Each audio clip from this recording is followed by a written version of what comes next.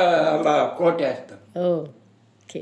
4 కొరపెట్లు ఇది వేస్తాను. ఇది లోపల ఉంటుంది. మీదకి తెల్లదేస్తాను. తెల్లదారి మీద జరికినేస్తాను. జరికినేసి కోటి తొడుగుతాను. బాపరే బాబు.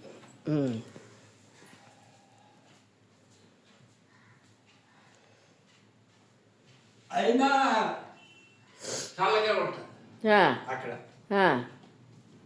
అంటే చూడు ఎంత కోల్డ్ ఉందో. ఆయనే చల్లగా ఉంటుంది కదా. ఓం శ్రీ సాయిరామ్.